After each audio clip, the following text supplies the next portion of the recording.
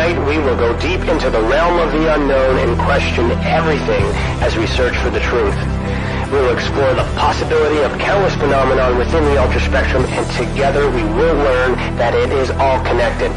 This podcast is brought to you by the Experiencers Support Association, and it is a live stream broadcast. If you have a question, send me a super chat or become a YouTube member. This podcast is brought to you by the Experiencers Support Association. Take a seat, relax, get ready, and welcome to Beyond the TinFoil Hat.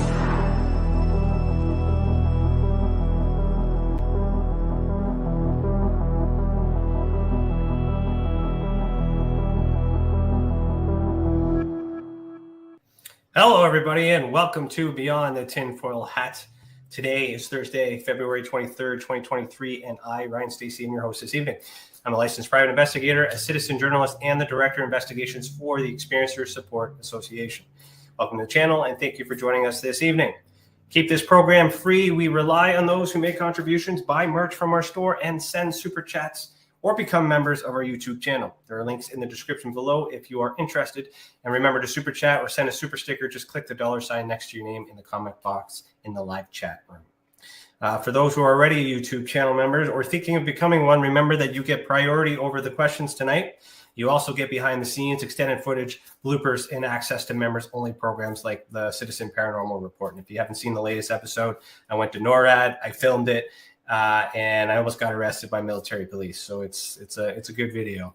All you have to do is click the big blue button that says join next to the subscribe button. And while you were there, hit the bell and be notified when all members of TESSA release new content. Also, if you're watching this on the replay, thank you for tuning in. When you could, add your comments and opinions below, and we'll get back to you as soon as possible. We're going to try something new tonight. Instead of 2 hours, this program is going to run for 90 minutes. So the halfway mark is going to be around 8:45. It's going to be followed by the after chat still. We just want to spend more time doing the things we like to do and spread the love a little bit easier. And thanks to the experiencers who suggested this. So we're going to try it out for you, and we're here for you, and hopefully this is good. So let's get started. Our guest for season 5, episode 4 is Hince. Anne has developed the ability to sense inside her body and release physical tension stored in her connective tissue, solely using her mind's focus. She has x-rays to show the material changes resulting from this inner work, which we have, and we'll show those tonight, including changing the alignment of her eye sockets, the straightening of her neck, the centering of her lower jaw, and the growth of her tooth roots. She has also grown 1/2 inch at the age of 55. Anne wants us to know that we all have this incredible power, and according to her, it takes going further with practice that we're already doing. As many as you may know, changing what is in our inside changes what we see on the outside. So if Anne's belief that we can change our personal and collective worlds, then it must be possible. So Anne has a YouTube channel and where she shares her journey, explains the connection between the physical and the spiritual, and posts videos on how to change the pressing issues of our time. In addition, her book, A Pathway to Insight, details her journey and breaks down the steps she took to obtain what she calls insight, or the ability to see within the body. You can find Anne at her website, www.annehince.com, so ANNHINCE.com, or you can purchase her book, A Pathway to Insight, on Amazon, and you can also find her on Facebook, LinkedIn, and YouTube. All right, Anne, put on your tinfoil hat. We're about to go down a rabbit hole. How you doing? I'm doing great. Thanks, Ryan. Yeah, you're welcome. Thanks for being here. All right, so we're going to start with our icebreaker question. I'm going to play my little jingle here.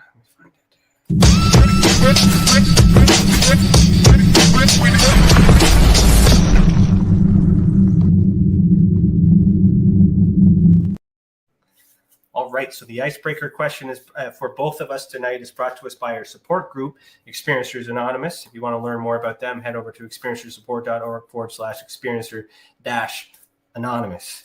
All right, so our icebreaker is, what is your favorite mantra and why? Okay, I'm not sure I really have a mantra, but if it's a question that I ask myself, it would be, how am I feeling right now? That is something that is something that leads people down the path. So like a self-check. Yeah. That's my journey. It's like, how am I feeling right now? I'm kind of in the same boat. I'm learning these mantra things. I don't really have a favorite because I'm really still trying to work these ones out. But I do enjoy like the hand position type mantras where you're focusing, in certain hand positions or whatnot while you're meditating. I do kind of enjoy that because I like to fidget, so it kind of helps me concentrate on that. So, all right, well, thank you, Sil, for that icebreaker question. And then my first question, as I ask all my guests, is why are you the way that you are? And what I mean by that, of course, is take me back as far as you want to go to explain how this person in this bio got here today. Okay, it's quite a long story, but we'll start at the beginning. So a lot of us have trauma in childhood. I think in some ways, I think the more trauma we have, the more our willingness to explore the other areas of life, like spirituality. So I was actually born with my right foot up against my right shin. So the first 6 weeks of my life, I had kind of physical therapy. My mother had to release that tension holding my foot in place. And she did that. And then she handed me over for adoption at 6 weeks old. Now, I was handed over for adoption into a family that had just suffered a trauma because they had a 2-year-old boy that they had adopted. And then they adopted another little girl. And the birth mother of that little girl changed her mind. So they had to hand that little girl back to her mother. And I was the replacement into the family for that loss. Jesus. So, yeah, I think that probably caused some things, Well, yeah, no one needs to be second choice, let alone, put up for adoption. So yeah. right out of the gate. Okay, keep going. Right. Then at 6 months, when they realized my birth mother was not going to change her mind, we started traveling around the world because that's what my dad did. So we moved to Barbados first, then to Sierra Leone in West Africa. And while we were there, we had a house fire. And I was the one who woke up in the morning and saw the flames coming in through the wall of my bedroom. So that was a pretty good sized trauma. And then we moved to Hong Kong. And when we were in Hong Kong, I was sent to boarding school in England. And I was sent to a boys' boarding school because it was my brother's boarding school. So for the first year, I was the only girl boarder. There were some day girls that went home at night, but I was teased mercilessly by those boys, those 9 to 13-year-old boys. So that was a good sized trauma. And then in my teenage years, both my parents became alcoholics. So my mum would drink in the afternoon, my dad would drink in the morning. So kind of the whole day was given over to managing what was happening in my house. And then when I was 19, I woke up one morning and found my mother dead on the bathroom floor.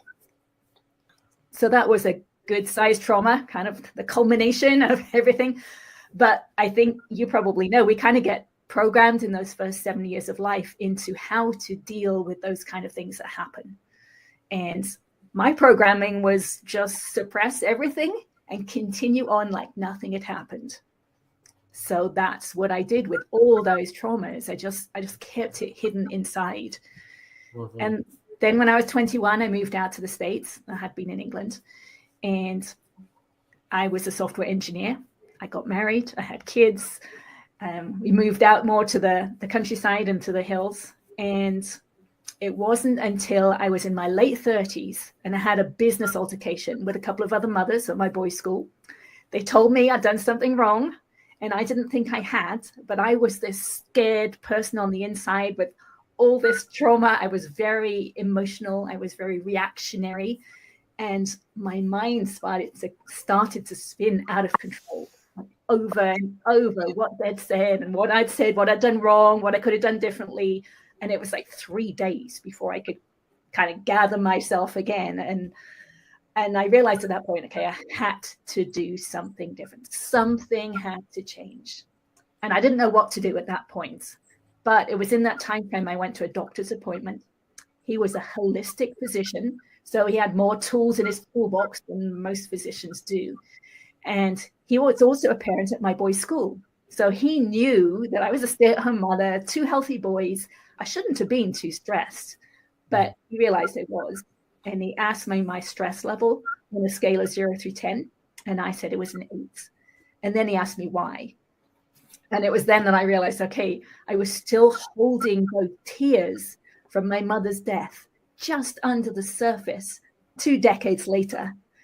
And he happened to know this technique that is called EFT, which is short for emotional freedom technique.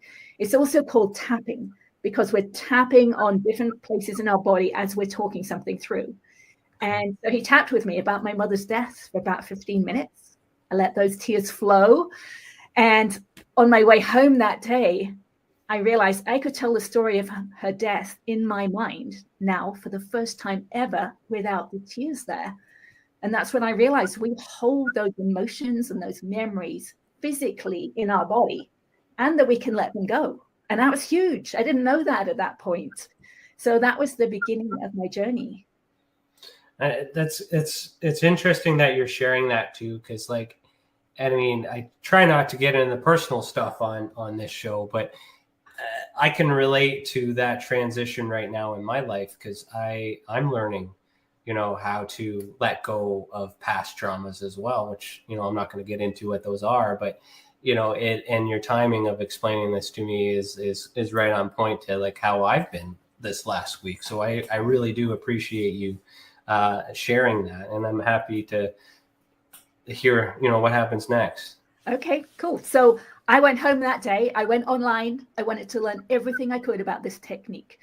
So I did. The person who developed it, his name is Gary Craig, and he gave it away for free. So it was easy to go online and learn about it. But I was an engineer, and I wanted to know that it wasn't a fluke, right? I wanted to know that it really worked. So I wanted to try it out on something. And at the time, I had a 17-year-old cat at home. So he was starting to fail. He was old. His kidneys were starting to fail. And we were told we had to give him a daily saline shot, an injection. And I hated injections. The first time I gave him that shot, my hand was shaking so bad. I knew I wasn't going to be able to do it every day. So I thought, okay, let me try out this technique. So I tapped about it. I tapped about every aspect of it, which is something you do with EFT. So I tapped about my hand shaking. I tapped about my fear of hurting him with the injection. And I tapped about my memories from all the injections I had had as a child, because we traveled around the world. And the next day, when I gave him that shot, the needle just slid right in. All that fear that I had been holding the day before had just totally disappeared. So that's when I realized how powerful it was. And that's when I realized, okay, I'm going to start doing this. So what I did is I wrote down, well, actually, I started using it during the day to begin with. I started noticing when I was emotional, right? Because we sometimes get caught up in our emotions, right? We get angry but we can't. What we need to do is stand back and say, okay, I am getting angry now, right? Start noticing when we're getting emotional in any way. And once you can do that, you can do something about it, right? So that's when, so I would tap. If I was getting frustrated, I would tap on the frustration, and the tapping allows that energy to release from the nervous system. So things were changing so fast, but I wanted it to go faster. So I wrote down every emotional memory I could think of from my childhood, right? All those traumas, all those beliefs I'd taken on, all those phrases my parents would say to me, things like, stop crying or I'll give you something to cry about, or shame on you, right? Those statements live inside of us and they're triggers. So I wrote everything down and I tapped through one each night for about an hour to an hour and a half each night, until whatever it was I was working on was just a story. It was just words. It didn't trigger me anymore. So as the weeks went by, I realized my mind was becoming quieter. I was becoming less reactionary. And at one point, I remember opening my kitchen door and thinking, okay, it feels like I'm living in a different reality, because my mind that used to be so busy talking all the time, it was quiet. And I had never experienced that before. So it felt totally different. And that's when I actually realized that the voices in my head had been the phrases that my parents had said to me, or mostly my dad. had said, and I would criticize myself, I would judge myself, judge other people, but those criticisms were my dad's, and they had been living in my head, and I couldn't realize that. I couldn't notice it until they were gone, and then I could look back and say, oh yeah, that's what was happening. Negative talk is very, very aggressive. It's funny, I was actually talking about that too, because sometimes, you know, I'm very bad for the negative talk myself, to be honest. And, you know, so, I mean, what else do you know about me? Keep going. So what I realized is I had to catch those negative voices, right? When those negative thoughts would come into my mind, I'd have to notice them and I would tap on them, right? Because I realized it's just energy that's stuck in the body. Wants to release, we have to show it a way to do that. And so that, for me, the tapping was a really powerful tool.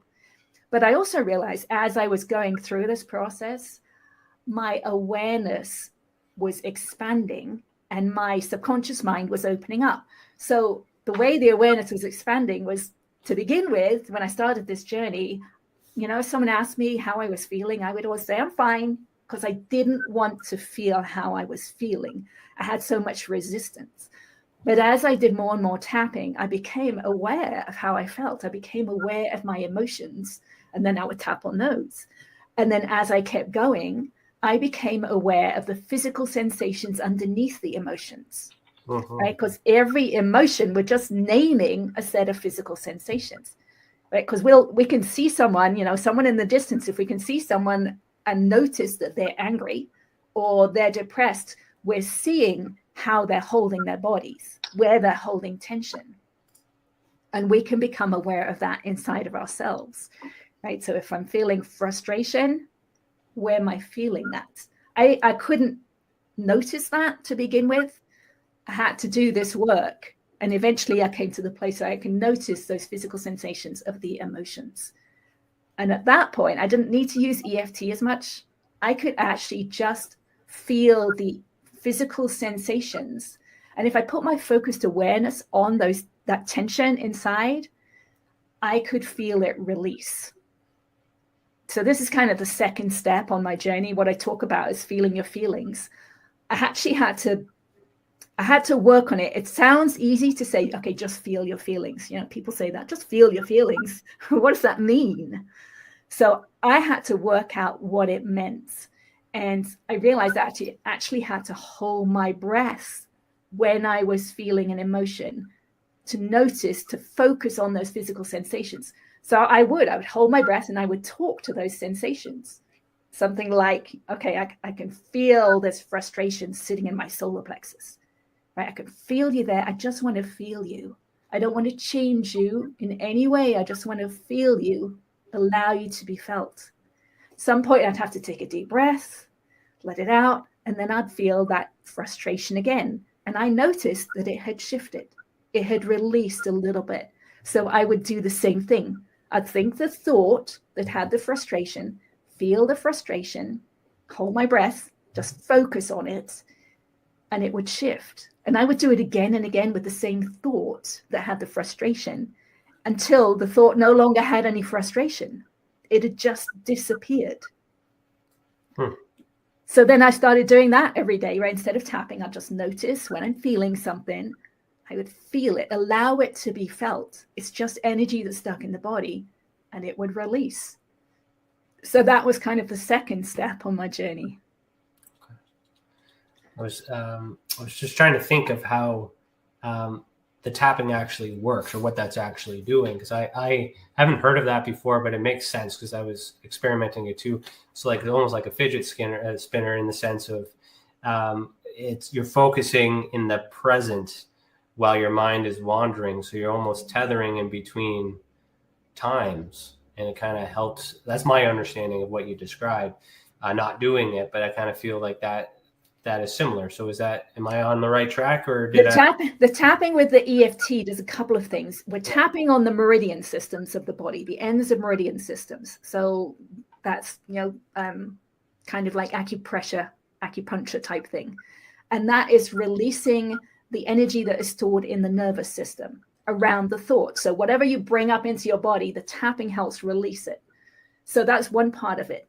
But the words we use help us focus on that feeling inside, right? So we're honing our focus as we do it. So that's why my focus got better and better as time went on, because then I was able to focus on the sensations.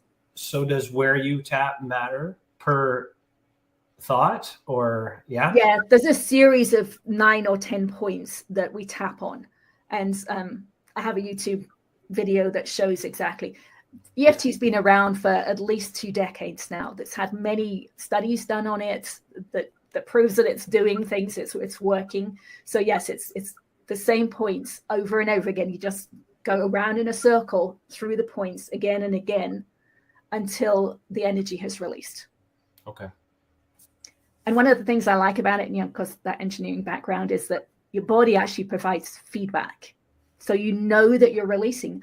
A lot of people will yawn as they release energy. Some people will burp or sigh. Some people will get really tired, but there will be feedback from your body. If crying is always a release of resistance, right? But if you're saying something that starts out with a lot of emotion in it, as you keep tapping, your voice will just become calm as the energy gets released. And then at some point, you can tell the story to someone. There's no energy left in it, right? You're just reading, like you're reading from a book. At that point, the energy's gone and it's no longer a trigger. That's powerful and safe to do. It's like, it's organic because you're not consuming anything. You're not, you're just focusing on yourself. So right, you've just got to be willing to do it, right? That's the key thing. You've got to be willing to do it, and then you've got to start noticing.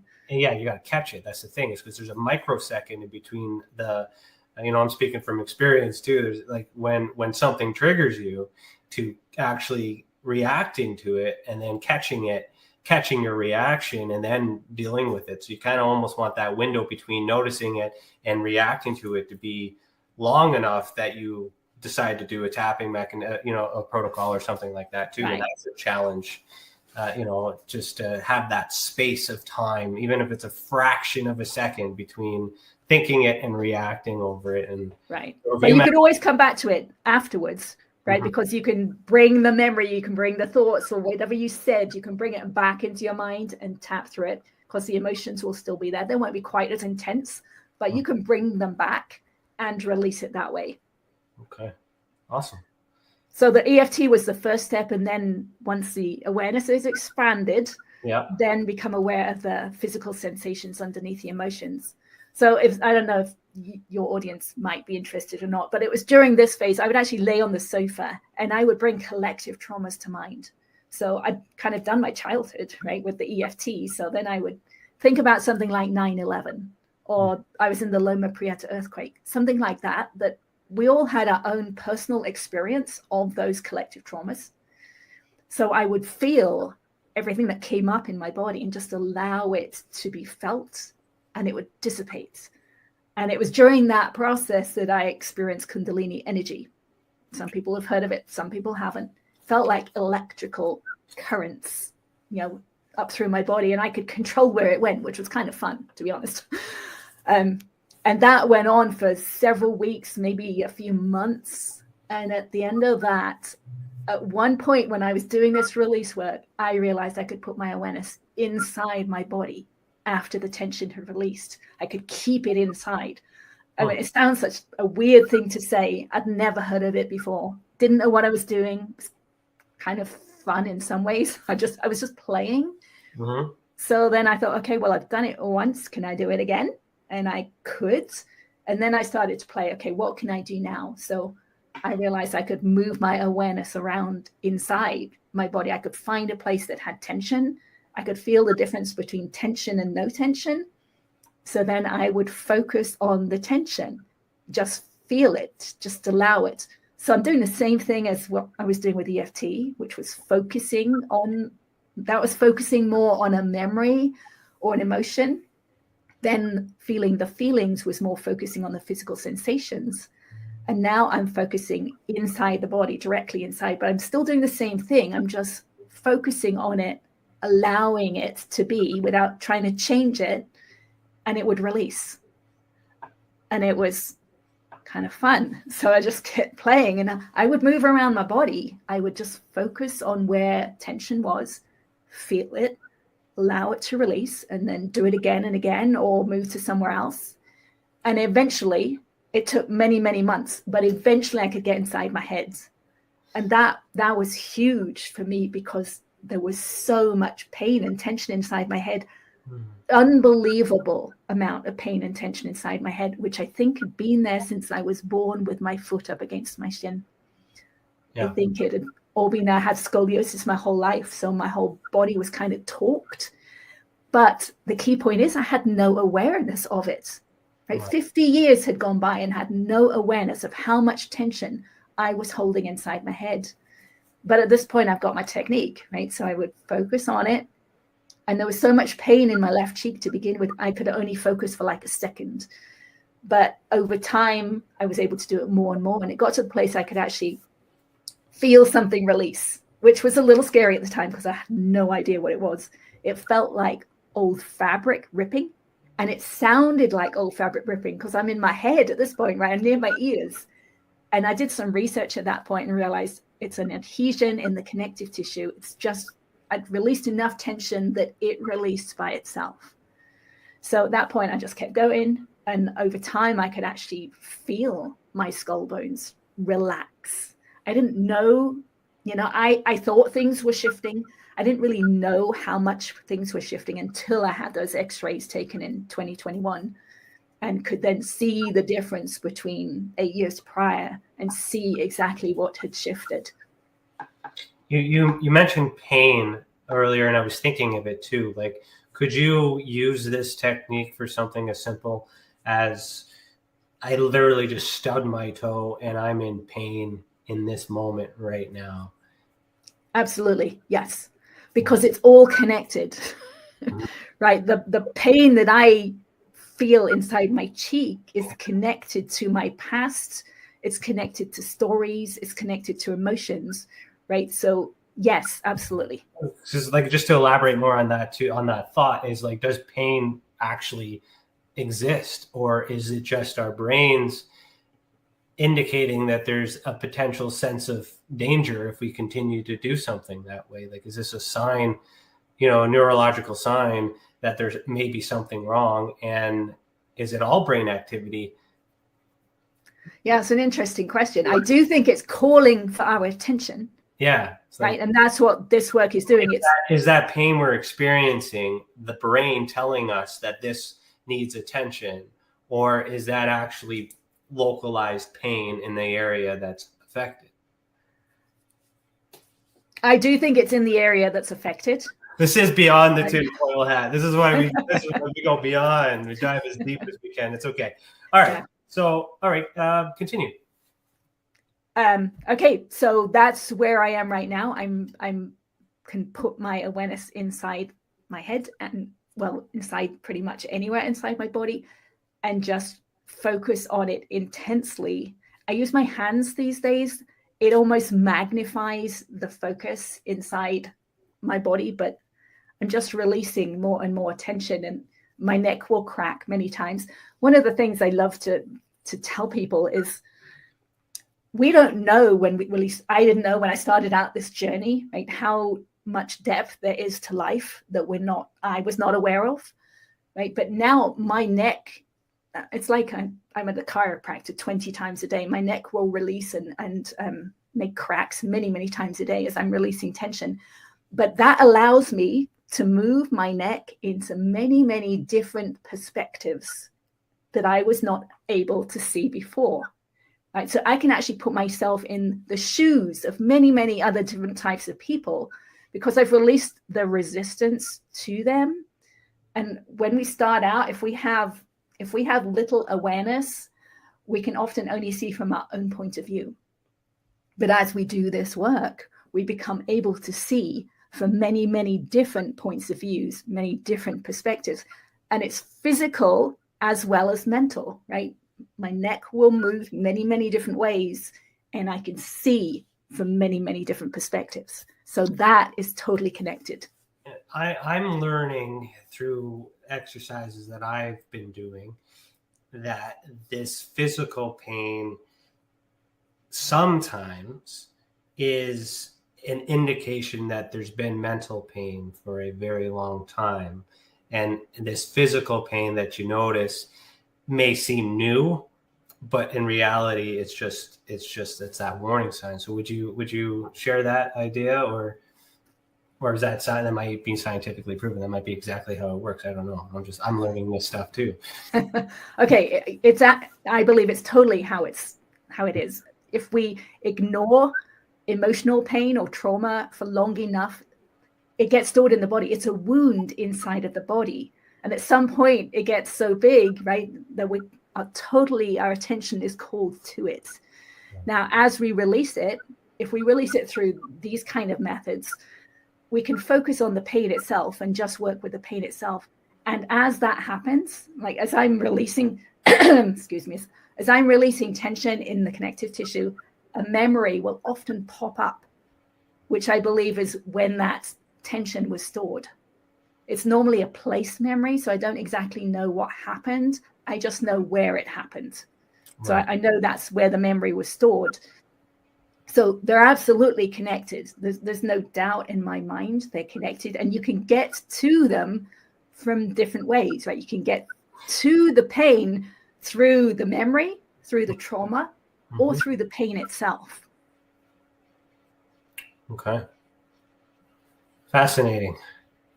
So you'd start with words. So if I was, 20 years ago, if I had a pain and I was using EFT, I would tap about everything about that pain, right? When that pain started, I would tell myself the story of when the pain started, of how it feels, exactly how it feels, what it stops me doing. Everything about the pain, I would tap about that, which will release a lot of the tension inside. And I would keep working on that. Right. Nowadays, I would put my focus on the pain itself and just feel it. But that's just because where I am now. But one of the things we haven't yet talked about that I should mention is what I realized when I could put my awareness inside my body is I'm not my body. I'm clearly not my body. I can't be my body if I can be inside and look from one place to another inside my body, right? I can't be that body. I have to be inhabiting my body. Mm-hmm. So for me, that was a big thing, because I've heard about that for a long time. We're not our body. We're just having this experience inside a body. Well, yeah, I mean, totally, right? Because I'm looking inside, looking from somewhere in my head to somewhere else inside my body. So I'm just here for the journey. And that makes sense. Yeah, there's a lot like avatars or just souls, and the more derogative one, these are just meat suits. There's many different versions of that belief, and when you get into the cultural differences and stuff, the bodies are really are different as well, physically and whatnot, but mentally we're all the same.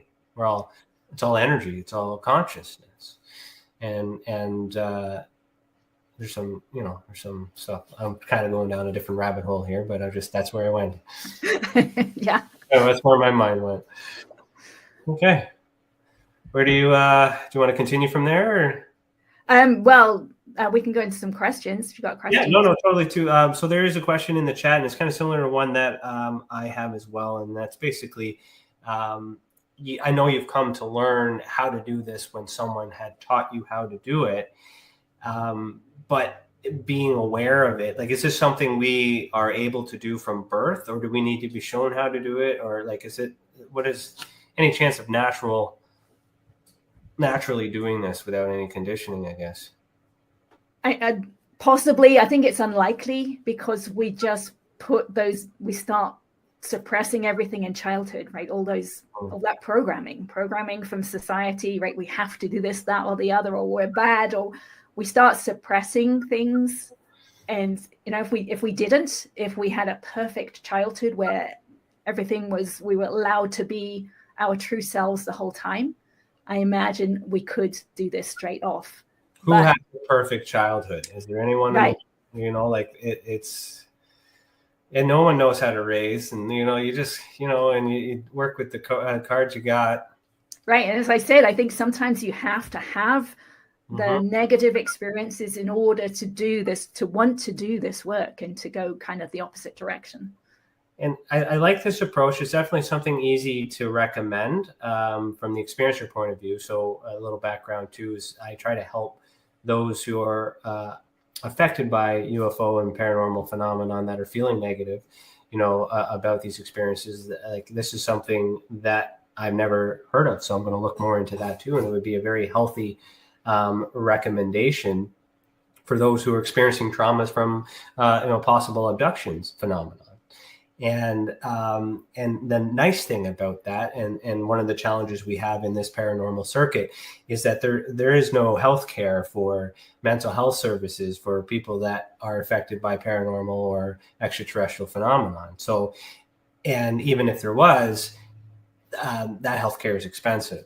So these techniques are something that we can actually do ourselves, and it's affordable because we're working on ourselves. Right? Absolutely. It's free. Yes. Yeah. And if I experience something like that, I think we probably don't have people we can tell those stories to. Maybe there's one or two people that you'd be comfortable telling it to. But if not, I would tap through the whole story. Imagine I was telling someone else the story, and I would go into every possible detail that I could and tell the story, say it out loud or just say it in your mind and tap through it. But then what you do is you start again. You start at the story again, the beginning of the story, say it again. And as you do, you're kind of opening up that wound in the subconscious mind. You're opening up those memories, and more details will come to mind about the story. Part of it's that you haven't recalled again, right? So you recall it as well as you could, and you would tell the story again. And then you get to the end, and then you tell it again. And you'd keep telling it again and again until the emotion had subsided. Okay. A couple questions come to mind too, and there's one in the chat that I want to bring up as well. Is, I know you learned from someone else to do this so you've applied it and you're using it and it's working. But is it something that you could teach, or do we need to go to this holistic doctor in order to learn it? Oh no, there are thousands of videos online. I don't recommend a lot of them because a lot of them use scripts. They use other people's words. It's way more powerful to use your own words. So I do have a YouTube video, I think it's like 10 minutes or something, that explains how to do it. Okay. And how your body provides feedback. So I'd recommend that. And I've got links to Gary Craig's original videos about how to do it as well. So I'd recommend those. So absolutely, you can learn how to do it in just a few minutes. Perfect. I'm just going to share your YouTube channel in the comments right now since I have it up. So if anybody wants to check that out, it's right there. So Lisa Savoy has, what does she say? She had mentioned, and she's a lifelong experiencer. So she says, I'm halfway, wrong comment. She had said, I'm a lifelong experiencer and I still have terrible fear of the dark. So is it possible with her having this experience to use this technique to help with that? Absolutely. Yeah, it's great for fears. And in fact, if you wanted to use scripts for EFT, I bet there are scripts out there for EFT and fear of the dark. So that's what you do a search on. But you could just tap on, I'm so afraid of the dark, right? You're finding your truth. You're tapping on your truth and you're accepting it rather than suppressing it. So you tap about, I'm so afraid of the dark. There's probably reasons why you're afraid of the dark, right? Memories why you're afraid of the dark, and you would tap on those two. You tap through those memories until there is no longer any emotion left in them. So how do you determine where to tap? Same points every time. My video shows them side of the hand, top of the head, crown points. Do you go through a circuit, or do you just decide? Same points each time. Yeah. Okay. All right. Yeah, and then you go back to the beginning and you do the same ones, just again and again. Okay, so it's not like a specific spot for a specific thought. No, just use the same points, just learn them, and just get used to them, and just keep doing them. Okay. They kind of span the whole body. Those specific points kind of span the whole body. Well, for someone who has ADHD like myself, okay, and fidgets a lot, I have a hard time meditating because my mind wanders, and I hear that you're supposed to let it wander, but it doesn't silence. So it's just I might as well stay awake for it, you know. But what I like about that is because I do have a fidget spinner, like I do fidget, you know. But the reason why I use it is because it helps me focus on the thought and calm down. So this technique, I think, you know, I'll be watching that video for sure, and I think that's something that I should be using personally, to be honest. Yeah, cool. So, yeah, and one of the things I've come to understand about ADD and ADHD is we will often move when a thought is starting to arise and we don't want to think it or we don't want to feel it. We will just move. That's just the way, one of the ways we avoid thinking it or feeling it. So if you can learn to tap instead of jumping up and doing something or thinking about something else, then I think that will help too. Perfect. Okay, so we're going to pause right here, but we'll continue after a message from our sponsors and professional partners. I just got to find my video here. Pardon me. Chris, I'm going to have to show you how to do this so it's a little bit faster. Okay, so if you're listening to the audio only replay, head over to youtube.com/the Experiencer Support Association to see the video that goes with this audio. This includes the after chat where I'm going to share some test updates and talk about current investigations that I'm working on. So tonight I'm actually going to talk about the audio clips that I posted to the YouTube channel about the recent UFO balloon takedown problem that we've had. But these are actual audio recordings from the pilots that had witness on that. So we're going to break that down and talk about updates on that. And so stick around for that. And remember, you're listening to Beyond the TinFoil Hat, a podcast by the Experiencer Support Association, and we'll be back in about 4.5 minutes.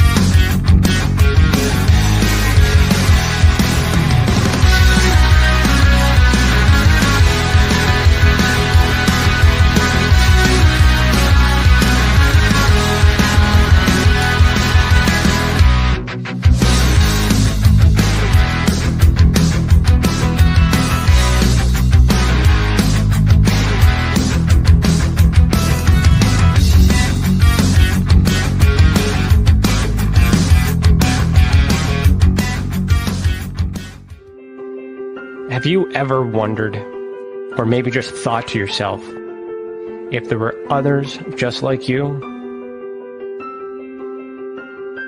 You know, people with extraordinary abilities, psychogenic advancement, and perhaps unique intuitions.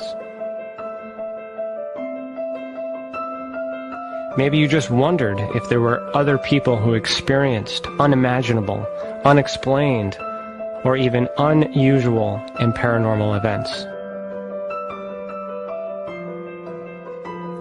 Are there people who have more questions, more fears than answers? Well, you're not alone. You've never been alone. We believe you. Sign up for EA today.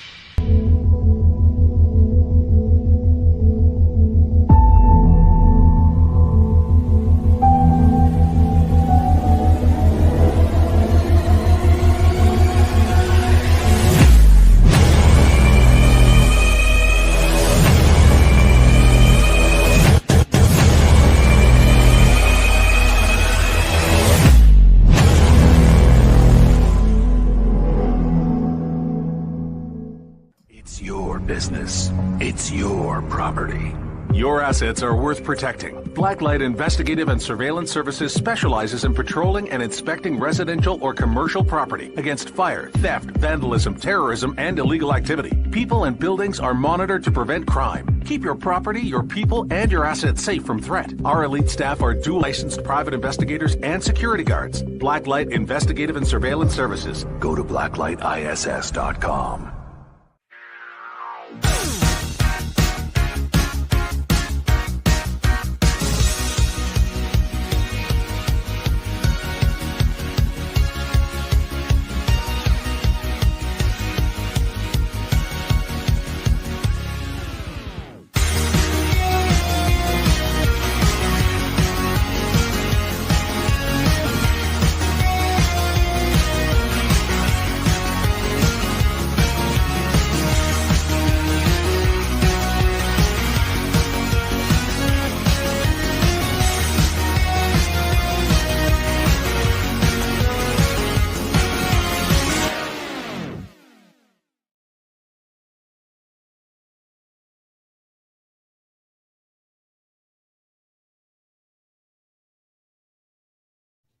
All right, welcome back. You're listening to Beyond the Tinfoil Hat. Have you ever experienced an unexplained event involving the paranormal, UFOs, extraterrestrial, dogmen, or any other paracryptid? Head over to experienceyoursupport.org and click the purple button on the top right corner and click Submit a Report. The more reports we get, the more we will understand these phenomenon and how it affects our people. But the others who have already reported be that example that proves we are making a difference. If it wasn't for these reports, we would not be able to do what we do, and for that, we thank you. All right. So this new format, 45 minutes, then break, that went pretty fast. I don't know how I feel about that, but it's working. It's good. Okay, where do you? So we left on a high note. How do you want to? I just want to encourage anyone who is only listening to this that they really should check out the YouTube, because the video and the graphics, the openings, just amazing. Thank you for saying that. And that's what we're trying to do. For those who are on the audio replay, you really are missing out. You're also missing out on the live chat. So you get to, ask these questions and stuff like that. Thank you for that. So let me see here, because I think we pretty well covered most of my questions. But I want to get into, okay. So here's my question here. Follow me on this one. So I don't know if you explained this yet, but did you explain the part about how you were able to expand your bone structure? Through release of tension, right? So there's almost a force that pulls us upright, and we have this burden that we're carrying. So as you release the burden, it kind of frees up the bones to straighten up. So it's not like I've actually, I haven't actually grown in the sense of that. I've just released what was holding me back from my natural height. Okay, because the question we were going to ask is because we all want to grow an extra inch here and there, and particularly my guy in the studio wants to grow a full foot. So we were kind of hoping we would learn how we could do that, because that's But anyway, so let's talk more about that experience. I have the X-ray. If you want, I can bring that on the screen and just. Okay. You want to talk about that? Okay, so let's talk about this. And what are we looking at? So that's the eye sockets and the jaw, right? The eye sockets, the X-ray on the left is 2000. What year was it? 2013. And the eye sockets are not aligned, right? They're at an angle. And then 2 years ago, 2021, the eye sockets have aligned. The bones themselves had shifted. And I didn't even know that was possible, right? So all I had been doing was releasing tension, finding the place that called for my attention. So the place with the most pain, I would focus on it and release, focus on it, release, focus on it, release. And over time, those bones had shifted, mostly from the jaw, right? The cheek and the jaw. So see the jaw on that left X-ray, right? It's way off to the side. Mm-hmm. Yeah. And on the one, 2021, it's much more in the center. Again, I had no idea my jaw was off to the side before. I never looked at that x-ray from 2013. I never looked at it until I got the one in 2021. So I didn't know my jaw was way off to the side. But then I could see, look back and see the difference. And my neck was totally at an angle before. It's not fully straight yet, but you can see it's a lot straighter than it was. And one of the things I loved about the x-rays that, again, I didn't notice straight away, but I also have x-rays taken from the side. And the one from the side, I can see, and now some people aren't aware enough necessarily to see this, but I can see that the one from 2013, that is not a very confident posture, right? The head is not in a confident posture.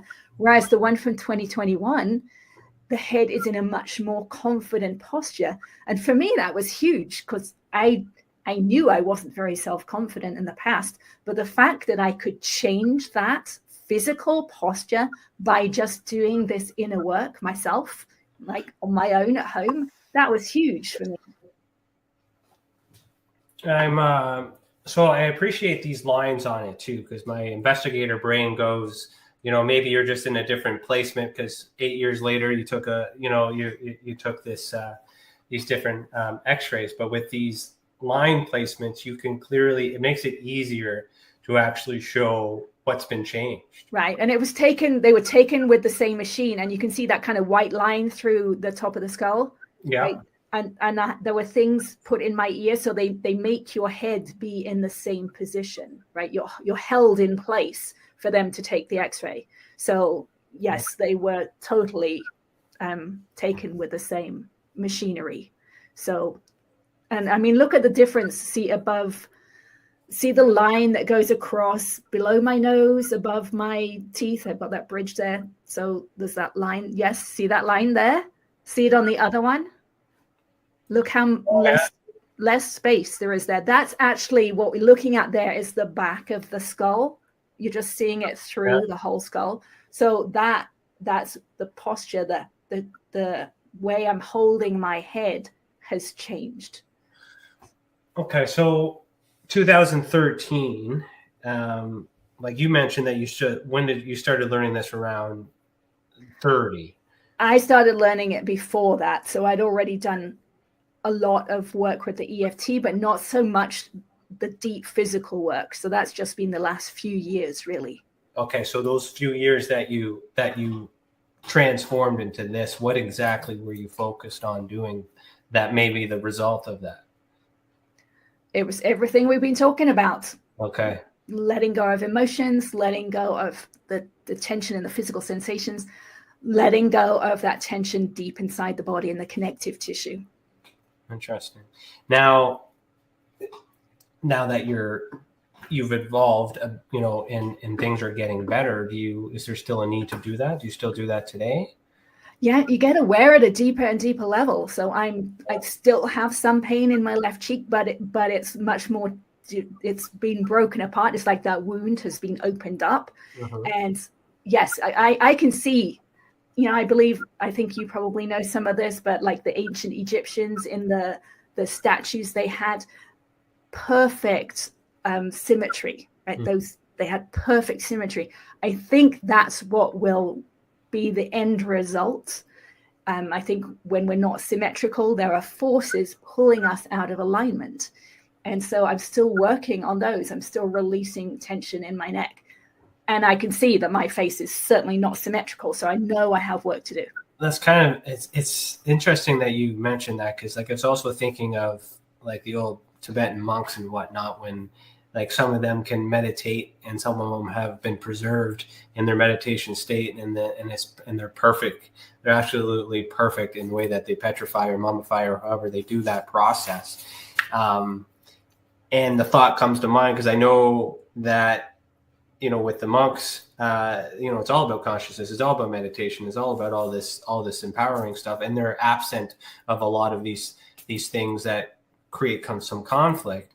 So you might be onto something in terms of this symmetrical appearance that we see from the Egyptian sarcophagus, is because well, maybe that's all they've been doing, and they knew that. Those are secrets. These are ancient secrets. Well, not really secrets. They're just. And maybe let's talk about that. Like this is. I wouldn't say pseudoscience isn't the right word for it, but it's like Eastern medicine kind of category of not widely accepted in the normal medical fields to be, prescribed and recommended. So what are your thoughts around why that is and how we could get this, why isn't this like available to everybody? Well, you can't make money from it. Well, most people wouldn't make a lot of money from it. I mean, there are EFT practitioners. If anyone wants to work with one, you can find one out there. But yeah, I mean, I believe this could help most people with most things.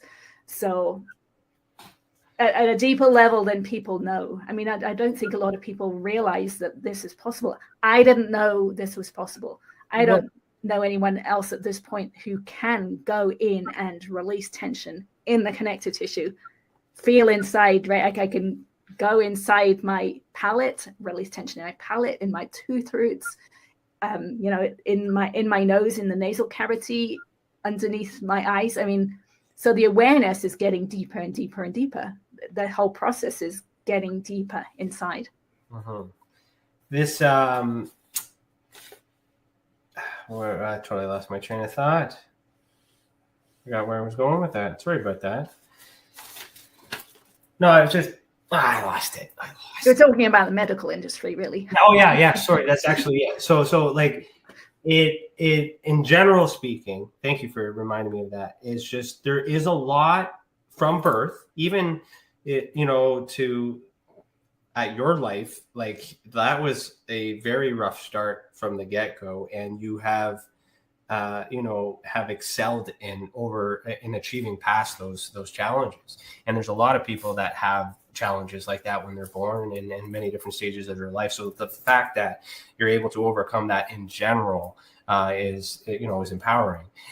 But even for those who don't start off with those challenges, hypothetically speaking, as soon as they're brought into this world, there's a lot of rules and conditions and things that have to apply, and they're being molded at a young age with parents that might be never been parents before, and trying to figure it all out. And then you go into a school system that's regulated and all this other stuff, and then you graduate and maybe go to college and university because you're told you have to, and then try and find a job and all these other things, and then boom, your life is done. But you haven't learned how to process all these things because you've been doing everything your whole life based on what everyone else has told you to do. So, yeah, and because all the things that we did made money. So you're right on that, because this if we were told from the beginning that this is a beautiful creature and we need to focus on consciousness and live an entire life without a school system, we probably would have, a newborn baby Jesus. Who knows? But we're not allowed to do that. So in your opinion, do you think this is prevented not just because of money, but it's because maybe there's some underlining plan to not encourage us to be better than we are as a society? I don't know that there's necessarily a plan. We've just all learned how to do this. It's just like society has moved over and over. We do what our parents did. They did what their parents did. We just get programmed. But I do believe this work is undoing that programming, right? And we can see that in society somewhat happening, right? Things that were hidden are being brought out to be seen.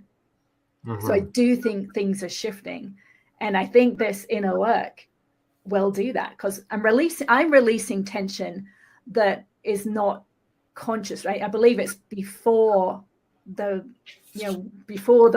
first few years where things went directly into the subconscious mind, because we're like a sponge at that point. We just soak it all up.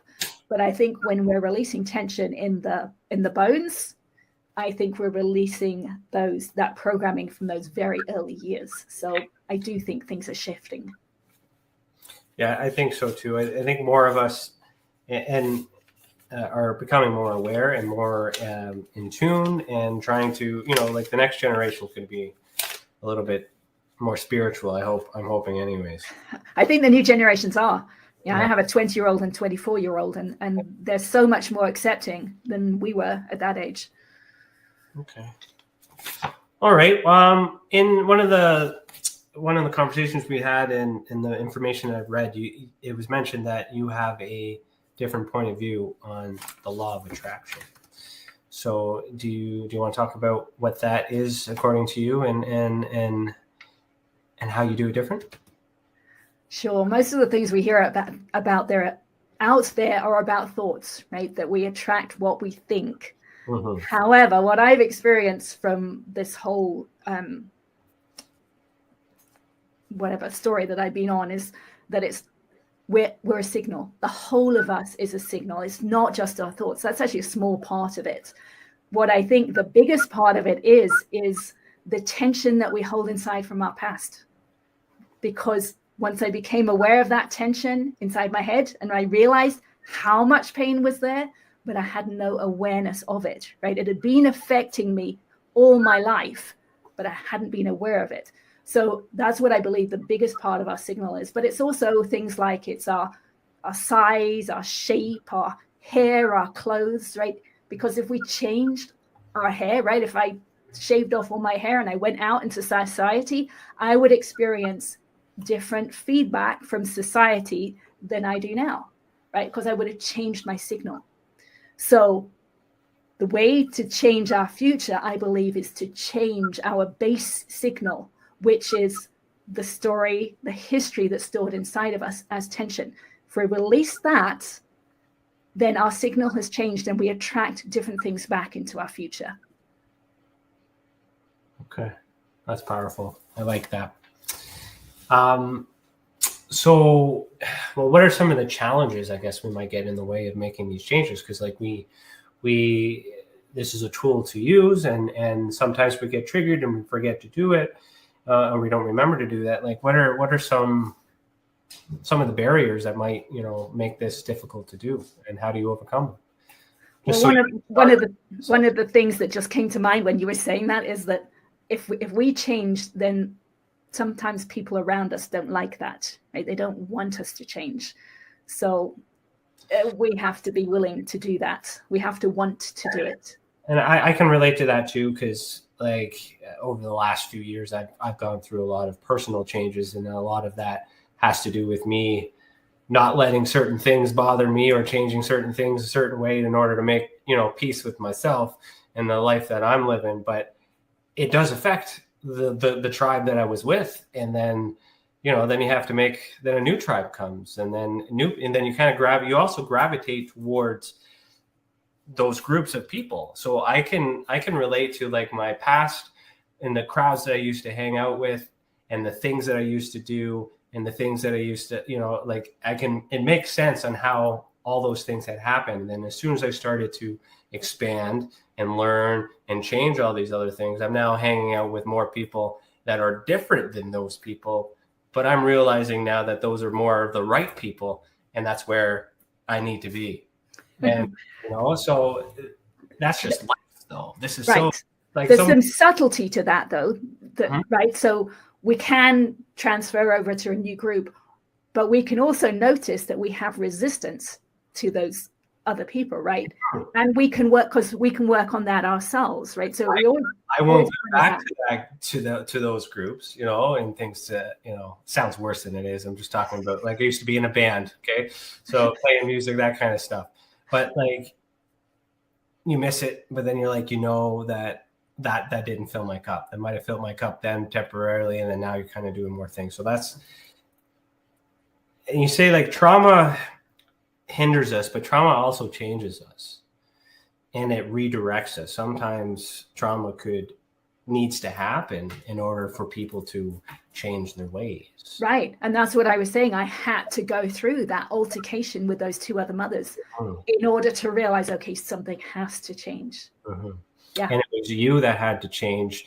And that was not so much yourself, but how you were thinking, how you were feeling, and how you were responding to that. And a lot of us don't think about reflecting on ourselves because that just seems to be so hard to do. And yet it's so simple. so simple. So the mind is a very powerful tool, but it's also a very, challenging and conflicting tool. Right. And one of the other parts of that is that if we do the work ourselves, that our interactions with other people do change, right? So our significant other might change because we're attracting a different part of them. So, to begin with, we might think that we really don't want to be around them. But if we do the work about how we feel about what's happening with them, then we shift our signal and we attract different parts of them. It sounds so weird to say. It would have done to me 15, 20 years ago to hear that, and I wouldn't necessarily have believed it.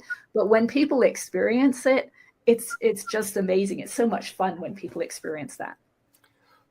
What about, now this is individual, right? We can change what we're doing on an individual, but how do you think this would apply to like groups doing the same thing with a shared focus?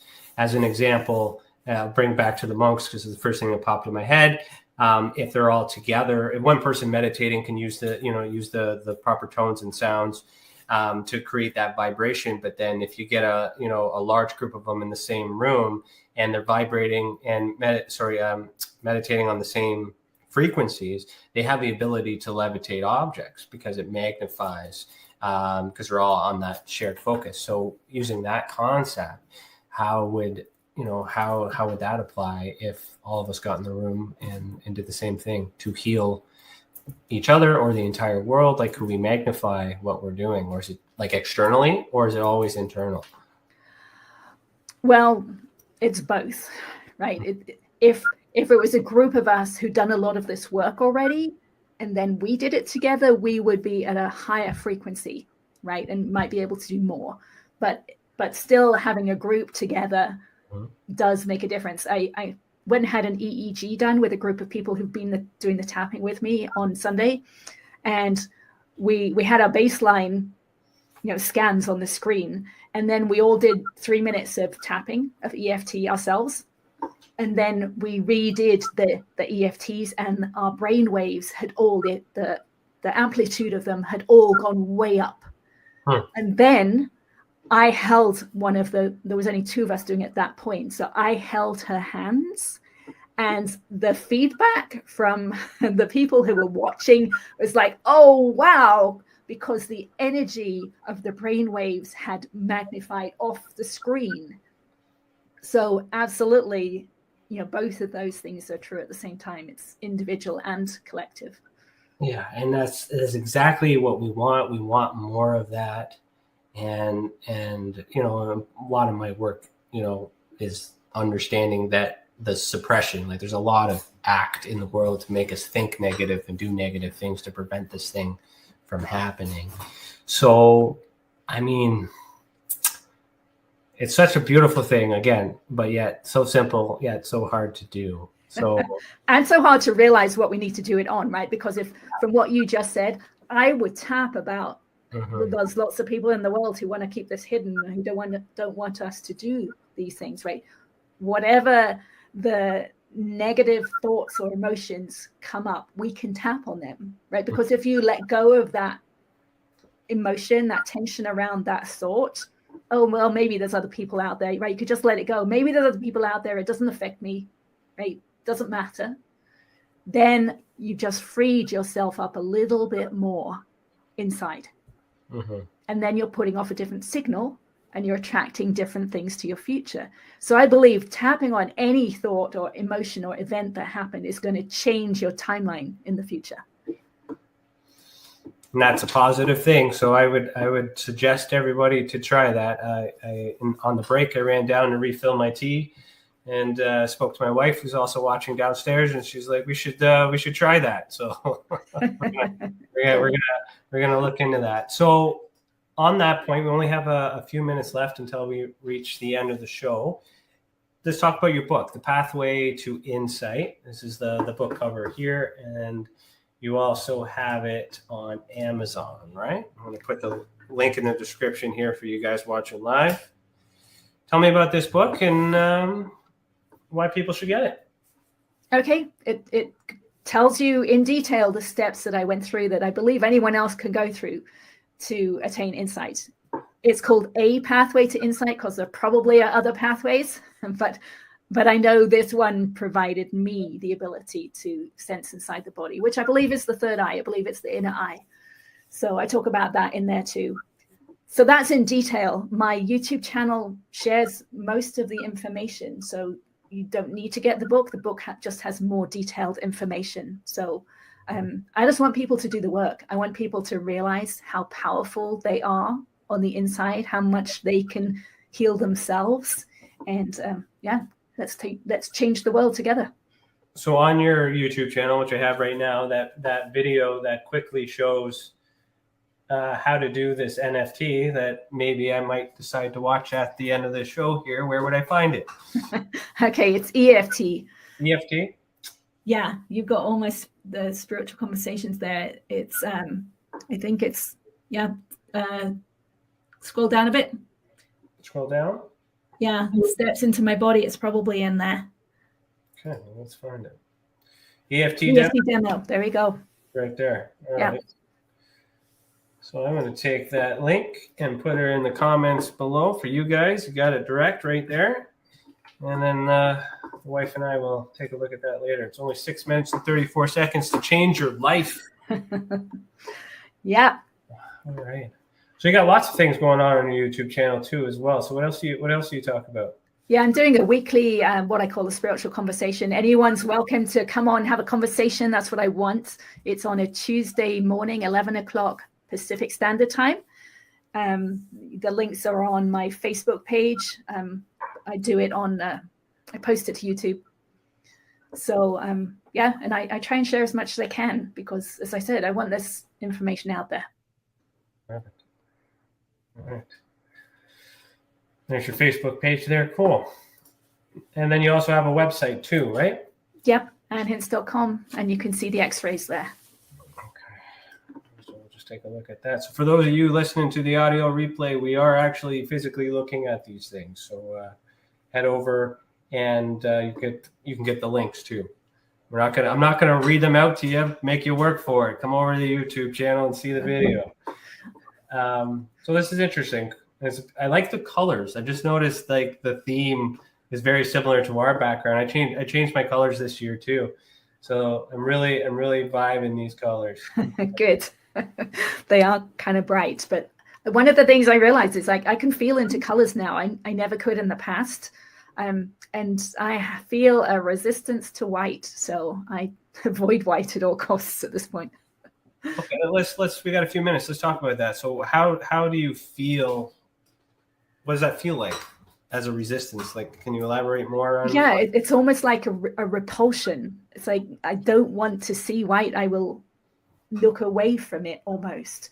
Whereas blue, I wear blue all the time. Blue is just comfortable. It just feels so comfortable. So, that's what it is. I'm just picking up how I feel about certain colors. And I find it really interesting that white is supposedly the spiritual color because, as I said, it feels repulsive. There's like an energetic pushing away from white, which I a few years ago I didn't experience that, and I do now. It's interesting it being white because normally people are like stay away from the dark or stay away, so right, but white reflects light. Yeah, and I think that's what, in some regard, that's how I've picked that up. Yeah, and I think white is like the absence of color, and black is like the combination of every color in the spectrum as well. Yeah, so it's so you feeling that way seems off, but that's because I've been conditioned to think that white is bad or good, pardon me.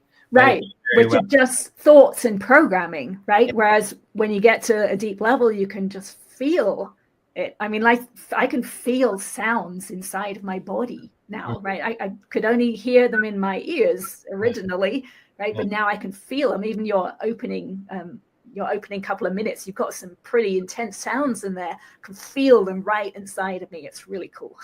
As long as it's cool, it's not frightening. The whole idea is to get everyone all pumped up and ready to go because it's, And so that's great. And I'm also thinking too, in terms of like technology these days, that there's dark modes now. And personally, I prefer to have the dark backgrounds because it feels better. And it could very well be because what you've just described, because I'm currently looking at a white screen here for the things that I have to pay attention to. And since you mentioned it, I'm like, this white thing's got to go away. But you're right. So you picked up on the feeling. Yeah. I just didn't connect it and all this other stuff too. Okay. Well, then that's great. Let's end it on that high note. And is there anything, final thoughts that you want to share with the audience? Anything you got going on that you say the floor is yours. Let's close the show. Just start noticing, right? Start noticing how you're reacting to anything. Just start noticing. That's the first step. And then you can go from there. Perfect. Beautiful. All right, everybody, it's time to go. Unless you're interested in hearing some of the latest updates from the Experience Support Association, or if you want to pick my brain a bit about some of my ongoing investigations. So just stick around for the after chat. If you're listening to the audio only replay, your show ends here. So you'll have to head over to youtube.com, the Experience Support Association, to actually get the after chat. And if you guys want to follow my work, you can always find me on Facebook and Twitter. And so thanks for watching. Keep your eyes in the sky and heed the world. That's it, everybody. That is a wrap. That is the end of it all.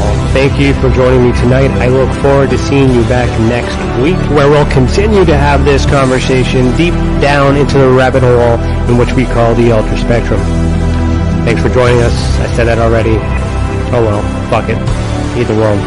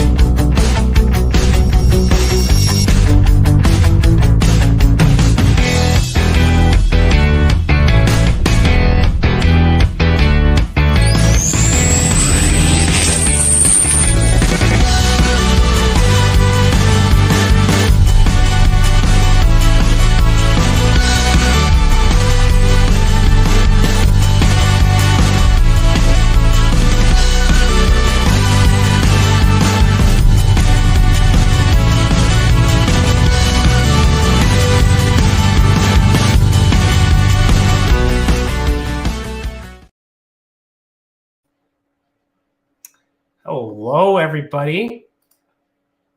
How are you doing? Chris, do you want to come in? You want to come in? No? Not yet? You can bring yourself in if you want. But anyways, hello, everybody. Welcome to the after chat. That was great. I can't realize, it's still 9:30. It's quite early, but, changing the time, I think that was good. I think that was great amount of time to get enough information in to keep that impactful. So thanks for the recommendations on that all around. And here we are. So let's say hello to everybody and see. Yeah, okay, Chris. Yeah, I'll bring you in. Don't worry, buddy. Let's say hello to everyone in the chat, and then I'll bring Chris in. So Lisa, hello, Lisa. Good to see ya. Thanks for being here. If you're still in the chat, say hello. Brownbeard, good to see ya. You missed the first part. Well, you can catch the replay, but thanks for tuning in when you can. And what did you say? You said, it's a comment here. We are all open windows when young. As we age, we close off due to surroundings. So many kids has that imaginary friend or guide. Yeah, I had some imaginary friends. I think those were the only friends I had, to be honest. No. So thanks for sharing that, Lisa. I see you there again. UFO man, Tim, how you doing, pal? Good to see ya. If you're still here in the chat, say hello. Weltram Elf Afe, I say hello because you are a member. In regards to your comment there, you said this is absolutely non-interesting and super unamazing. Well, I appreciate your opinion. And if this show wasn't for you, then I'm sorry it wasn't for you. But, if you need to say it, say it. But you're a member, so thanks for being honest and being nice about it. All right. Brownbeard says self-reflection is hard. None of us want to see the bad in us. Yeah, and I don't like talking about my personal shit on here, but recently the guests have been like saying the things I need to hear, and then I get in that moment where it's like, I just trying to be honest. So it's kind of good that it's bringing this side of me out too, because like it's hard sometimes just to be to show up and do these things sometimes. I do have my own stresses. I do have my own anxieties and I dip up and down in emotions and things like that, just like a normal human being. And it takes a lot to prep to be here for this time for you guys. And I'm super excited about it too. And I'm glad to have the support and things like that. And as I'm continuing to learn and grow and meeting new people, which is what I love about this podcast is, and especially not knowing the guests, is not knowing where it's going to go, and I can relate to that too, because I'm changing, I'm feeling differently, and then I'm sharing more too. So I'm healing as well. And we're all, we're all in this boat together, and I'm happy to actually feel a little bit different, and I guess be honest a little bit about myself too. So there's a lot of, I'm just going to end that. This is not a therapy session. All right. So moving on. Who else we got? So Lisa, I'm still here. Okay. So we don't have anyone in the chat asking comments. So I'm sorry, Chris, but not sorry. We got to bring you in because I need someone to talk to. That's fine. I'm doing good. This is your second time backstage. You're still new to the subject matter for the Experiential Support Association. Yes. It's mind blowing. Yeah. How was that for you? Mind blowing. Oh, mind blowing. It was awesome. Like you were relating, I was relating. Yeah. To my personal experiences, to my tensions, and just wow. Yeah. And what's interesting too is when I was prepping for this guest, I'm looking at the bio and I'm like, I don't know how I can make this paranormal, but I didn't have to, because we just connected through consciousness. Right. So it's quite interesting the way that the spirituality in that too, which I'm still exploring as well, as a nuts and bolts investigator who had his mind just blown when he learned about all these dimensions and different shapes of the earth and all these other things. So I'm still trying to figure out what's real. But yeah. Okay. So things I wanted to talk about, let me share my screen here, and I'll just, Chris, you can hang out if you want. Sure. I did publish 3 new videos that actually have audio from the pilots of those who have reported unidentified flying objects. So this is kind of a recent discovery that has been discovered, and I'll give credit to journalist Daniel Otis, who brought this to my attention, because he was actually diligently listening to some of this audio that is available free. I will be adding that resource to the website soon. But since it's public domain, I decided to make videos so that way I can use it to link it to the timeline. So let me just give you an example here. So like, I think this one's a short one. So let's listen to this video here. So I'll give you the context for those who haven't heard this. But so on February 12, 2023, at approximately 0800 Zulu, several aircraft near Sherbrooke, Quebec, reported seeing 2 or 3 very strange lights in the sky high above the flight paths. Their reports appeared in Transport Canada's online aviation incident database on February 21. So for those of you who follow me on Facebook, I did post that posting on there to let you know that was done.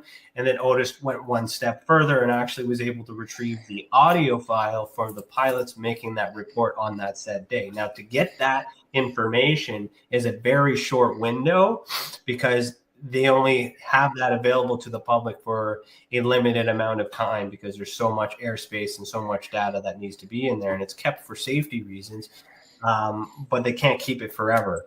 So the fact is that he saw this, went in, found it, and listened to it, and then published it is a great service towards ufology. And so I do want to give him props for that. And let's just play this 3-minute and 54-second video and see what we hear.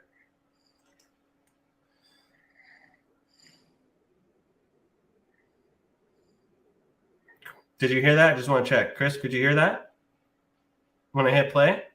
No. Couldn't hear that? Still can't hear that? Nope.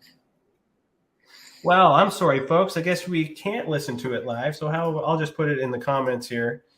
I think with StreamYard, we have to actually pre-upload the video. It's like I might have forgotten about that. So sorry, folks. You'll have to click on the video to listen to it. So there is 3. There is closed captioning. There is a transcript as well. And these are interesting because like the pilots aren't able to determine what it is. Sorry, I just zoomed in here on my screen. But it could be anything. It could be balloons. It could be all these other things. But the pilots can't tell from where they are and they're reporting it. So there is a risk factor where we might imply a certain thought where it could be extraterrestrials and aliens, which is the one thing I really don't like about the journalism because it's clickbait.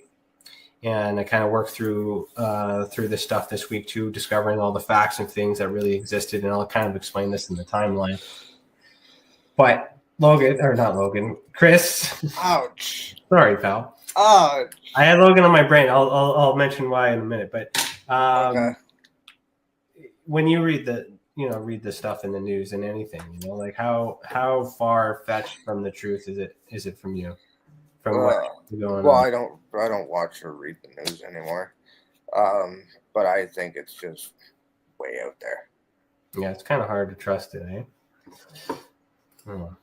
So to finish the thought on that, and the documented evented timeline. Okay, if you guys go to our website and check that out, I started inputting the series of events from the NORAD stuff that's been happening the last few weeks or so. So Logan helped me transcribe some documents over the weekend last week. That's why I was going to say it again. Yeah. And I've added them to the timeline. So I still have a few things to add, but for those of you that are following the news, let's just kind of walk through the pattern here. So January 30th, 2 white lights moving in a circular pattern on Yellowknife, Northwest Territories. So there's audio there. Then February 2nd, so 3 days later, NORAD made a statement on a high altitude surveillance balloon. So it might be possible that these lights moving around in a circular pattern were this balloon. Could have been. We don't know. We don't have enough information yet, but both events appear to be unidentified. Then 2 days later, NORAD, so was that the people of the Republic of China's high altitude surveillance balloon was brought down. Then we have 6 days later, NORAD took down a high-altitude airborne object. 1 day later, NORAD detected a radar anomaly and sent fighter aircraft to investigate. Same day, U.S. jet shoots down flying object over Canada. Following day, high-altitude object was detected in U.S. airspace over Lake Huron. U.S. takes it down. Following day, 2 or 3 very strange lights in the sky high above the flight paths of Sherbrooke, Quebec, which is what that audio file is, which is something separate but reported by civilian pilots. Right. Could be the same balloon thing. Who knows?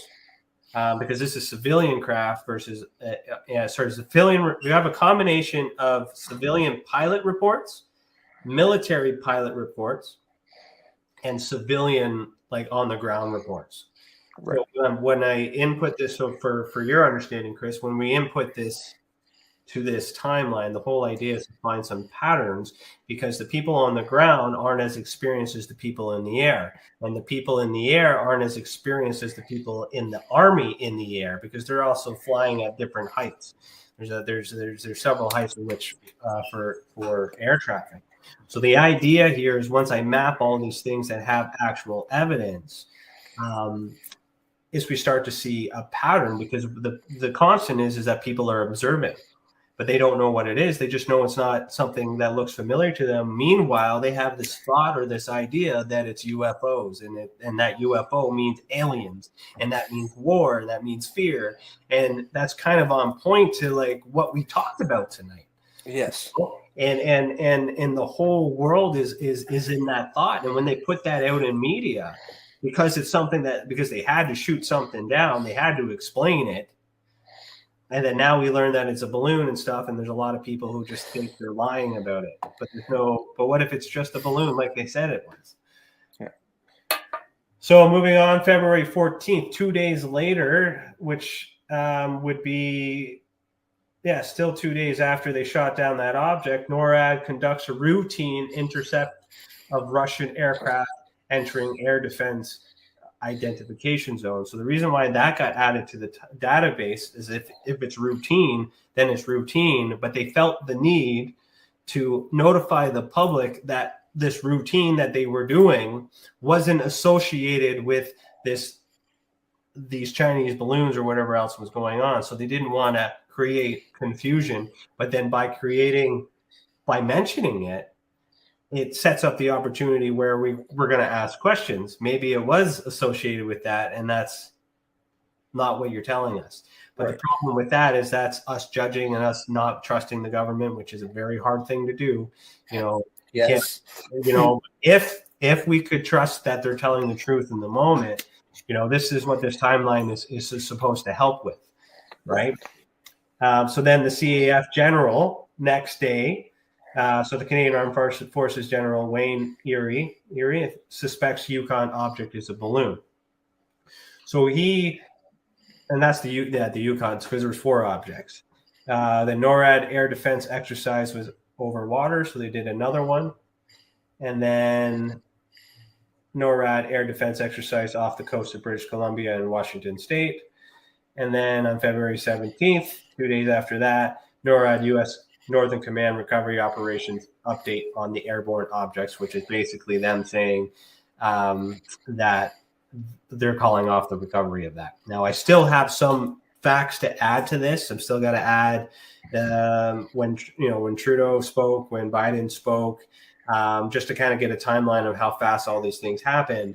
And the reason why I'm putting this in the historical timeline is because this is an event that will remain in history. And while I'm looking in the past, looking for patterns, I now have a present time pattern of how the government has to respond in the new age when something like this enters our airspace.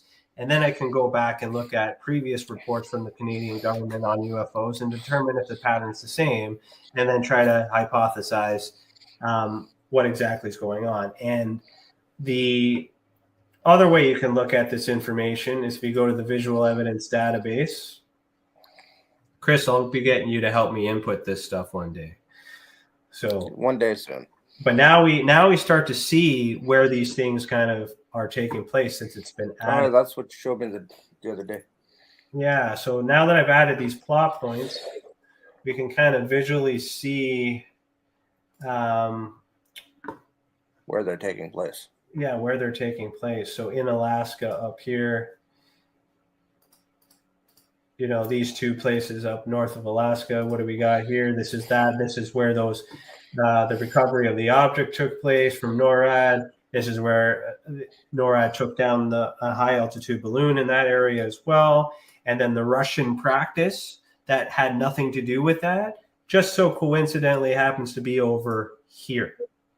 So when you look at evidence different ways, when you read it on the news, that's one version of it. But the beginning of the statement is the facts. Everything else is opinion. And then everyone else is opinion on opinion on opinion. But the whole point of this exercise for me is to narrow down where the facts are. So that way we can actually see and try to trust that information, because that's the statement they released. If the government is lying to us, because they release this information to the public, if this is what we need to prove that isn't true.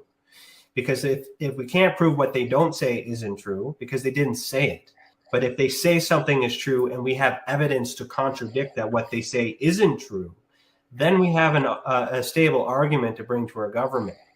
But we still have to look at what they said face value. So if they say that it's a balloon, it is a balloon until we're able to prove that is not a balloon. It's not a balloon, but that doesn't mean that this balloon was that balloon. Was the explanation for all the other balloons. You get it.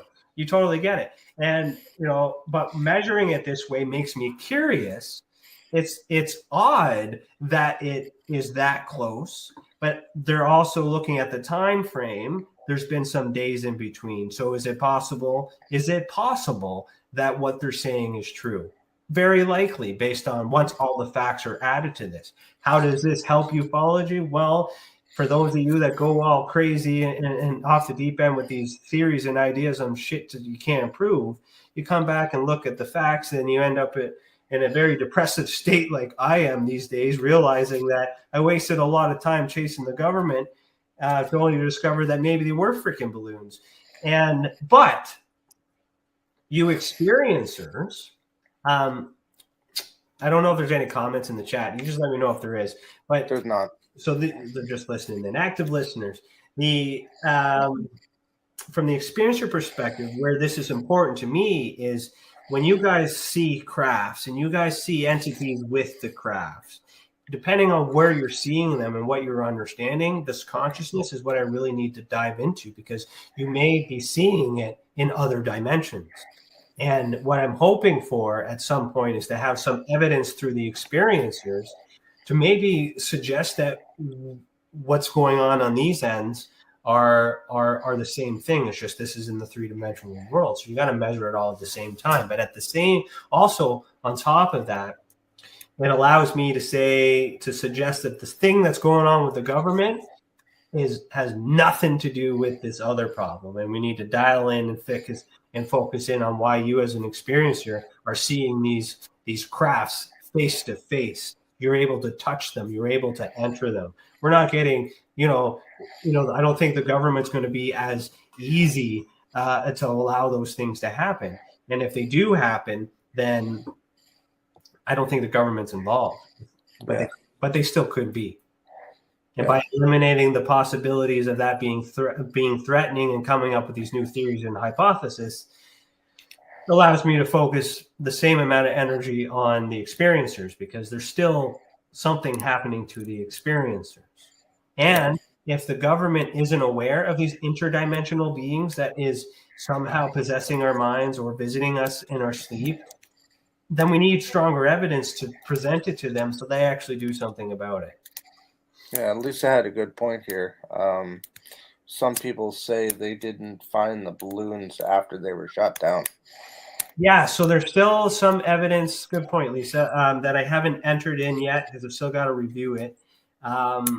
It's been reported that the climate conditions are just too severe and too much time has passed that the efforts are wasted in order to recover it. And that's a similar thought pattern for like investigations, murder investigations or kidnapping. Like the first 48 hours is not just a TV show. Like that's a legitimate thing.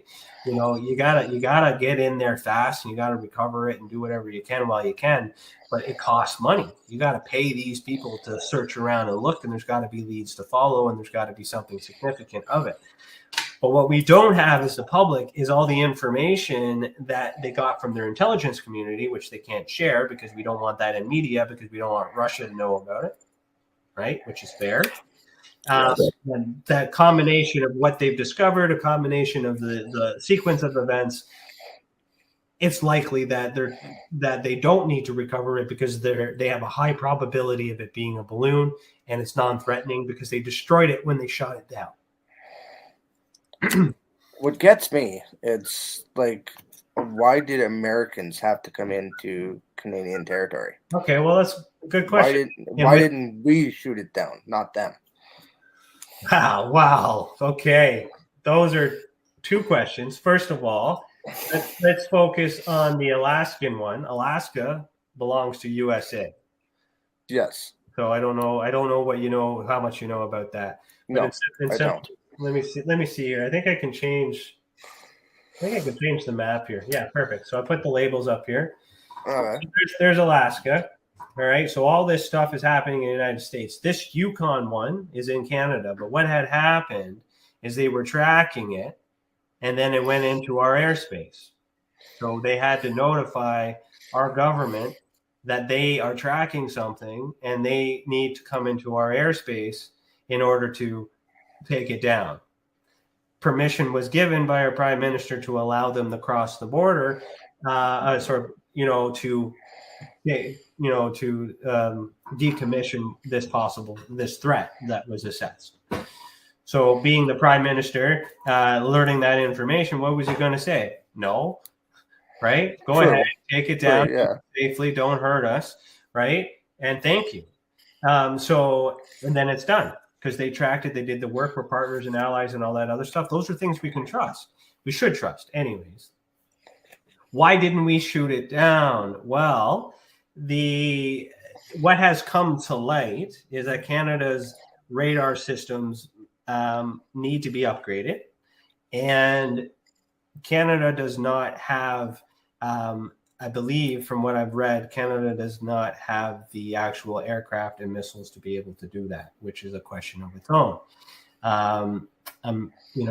Why don't we? Well, it's just I'm not a war guy. That's a question for I may have served, but I don't study the history and all these other things. But the main point is we rely on the States for a lot of our weapons, and we just simply don't have our own, and maybe we're not funding it. I really don't have an answer for that. I really don't know why. Maybe someone else who's more an expert into the history of military efforts as to why we don't have the technology. Maybe we don't have the money. All those are speculations. The point is we don't have it. So knowing that we didn't have it, should be grateful that those who did have it came over and they saved us too.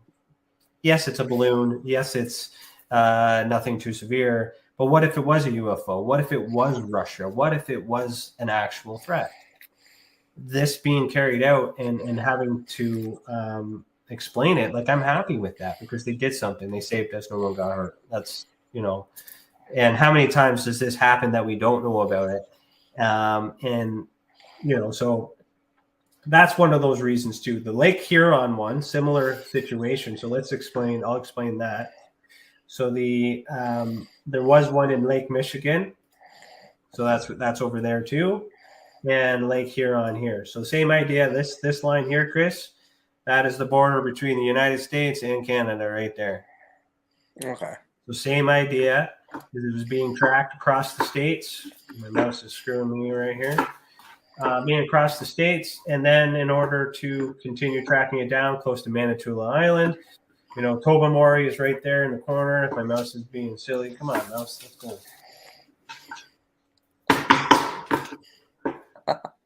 My mouse is fucking weird. You can't do anything with this mouse. I can't even. What's going on here? You're ready to throw it. You can tell, eh? Yes, I can. Have that look.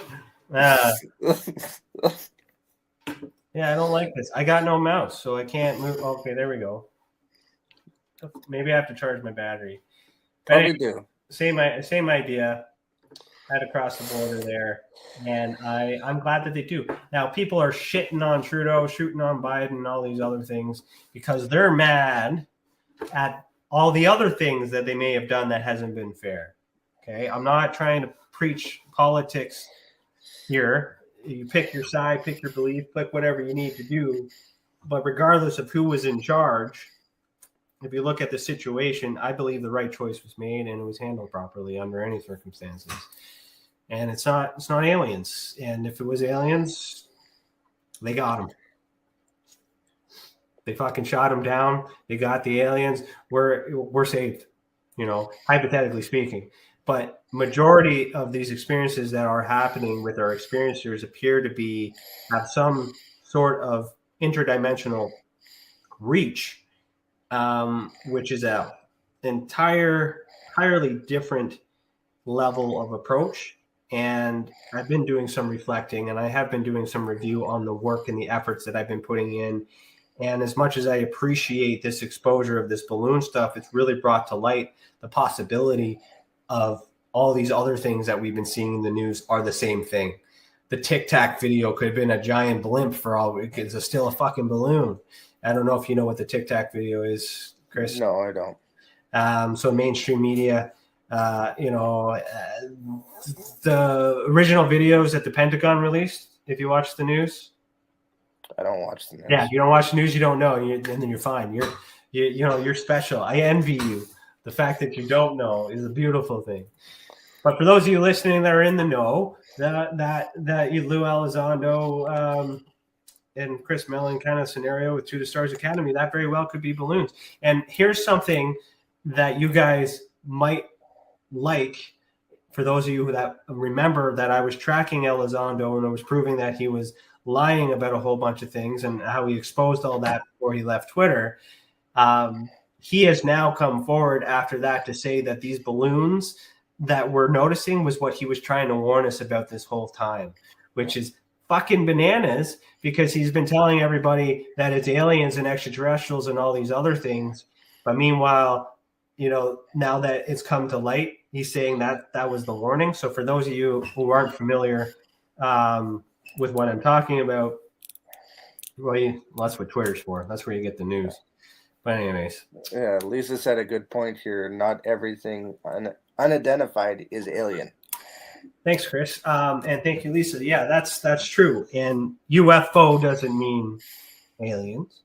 And UFO doesn't mean it's what we call it because we don't know what it is. But do the governments call it UFOs? The government probably don't because they probably call it F-16 number X57, whatever the name of their stupid aircrafts are called because they know what it is. It's only unidentified to us because we don't know and they don't tell us. And there's a lot going on up there. Biden did say that there's a lot of weather stuff going up in the high altitudes that, that we don't know about, that we should know about, and all these other things too. And when we're on the ground and we're seeing things, and the majority of us aren't trained pilots, we're making these assumptions based on what we know and what we believe. But just because you don't know what it is doesn't mean it's aliens. When we say it's aliens is when it lands right in front of you and you see the aliens come out. And there are experiencers that report that. There are experiencers that have gone through these experiences, and these things are happening. Whether that's mental, and by mental I mean in their mind, like a psychogenic activity, because there's what do you call it? Telekinesis, or not telekinesis, telepathy, telepathic communication. There it is. So there's that phenomenon. I think is entirely separate, and it might be possible that this UFO circuit could be a distraction to keep us, because it's something we can, actively focus on, because for the science community, it's something that can be measured. This interdimensional psychogenic visitation coming from other dimensions or other places on this world using our consciousness, that can't really be proven, but it doesn't mean it doesn't exist. But we still need to measure the things in the real world as well as the metaphysical world separately, but also simultaneously. Because I'm also adding to that timeline. I don't want to jinx my mouse again. Yeah, my mouse is still fucked. So I might have to get you to end the show. But I might be able to trail a little bit over. No, I don't know. I got to charge it. I'm going to charge it right now. Yeah. So what was I going to say? So while I'm adding the UFO stuff that comes from mainstream media, I'm also going to be adding experiencer reports as well. And then we're going to start to see a pattern, because maybe the same day that the government reported about something, someone in the same location saw it, didn't check the news like Chris, and believed it to be UFOs, and because they had an experience and all that other stuff. So we're going to kind of get more fine-tuned data as to what's really going on. So far, I'm convinced that this UFO stuff on TV is something we don't need to worry about. But I don't know enough to know if it isn't true. So I still have that what if. But I'm going to spend more time focusing on the experiencers and diving into those cases. And I think I'm going to maybe step back a little bit from engaging with the Twidiots, is what I call them, the guys on Twitter, and whatnot. Lisa says, I never trusted Lou. Yeah, Lou really fucked himself, to be honest. He got caught in so many lies. And even if he is telling the truth now, it's going to be hard. But he also could be right. Chris, you probably don't even know who he is. Nope. Yeah, which is fine. You don't need to know, right? So Lisa says, why is the government not mentioning us experiencers? Sounds kind of strange, don't you think? Well, there's a lot, there's a lot going there. So I'm sure the government recognizes us as individuals. The government also recognizes that there is an intense need to increase mental health support in general. I am not saying that mental health is the poor mental health is the explanation for all of these cases that are happening with experiencers. It could be an explanation for majority, but it may not actually be something entirely. And I work through my investigations with the experiencers quite delicately to determine whether or not which way we're kind of going. So if majority of it is that way, then maybe that way, then they'll have this belief of probability. So if it's probably mental health, then they're already working on mental health. If that's what they believe, because we don't know what they know, and we don't know what they believe because they don't tell us that. But if they're not focusing on it, let's kind of explain it this way, because I'm also trying to understand why you guys are experiencing this stuff, and not saying what your experience isn't real. Is just trying to understand where the experience is coming from. If it's not coming from this physical world, then I need to learn how to get to the world that you guys are able to see. I can't get, and that's where I'm trying to learn how to meditate and different things like that, so I can have my own experience and be like, wow, I totally get where you're coming from. And that becomes part of my work, but I haven't been able to do that yet, or I haven't had that opportunity. But just because I haven't had that opportunity doesn't mean I don't believe what you're experiencing is real. I'm not comfortable enough to believe that what you think is happening is actually what's happening. Does that make sense? So if the government is not concerned about it, then we don't have to worry about it until we need to worry about it. But that's easier said than done for those who are living with it every day. So Lisa, using you as an example, you have multiple visitations and it happens on a continual basis. And what I'm saying probably, it does not apply to you because you have a lot of experiences that are going on. to actually understand why you are having those experiences, I'm nowhere close to understanding that. All I know is that you're not the only one, and there are many other people that are experiencing the same thing, and you and those people have something in common, and that's what I'm trying to figure out, what's in common between you and all the other people that have the same thing. Are we all mentally ill? We all could be, but does that mental illness actually hinder or prevent us from doing these spiritual things? Right? There are many of us who have physical challenges as well, and that are capable of doing the same things that you can do. Right, Chris? You can relate to that, of course. Yes, I can. But like it's in the, and I've been more open about my mental health lately because it's part of my journey, and that's I with the Army and everything I got into, I got a little programmed a little bit, let's just say, and I'm trying to deprogram.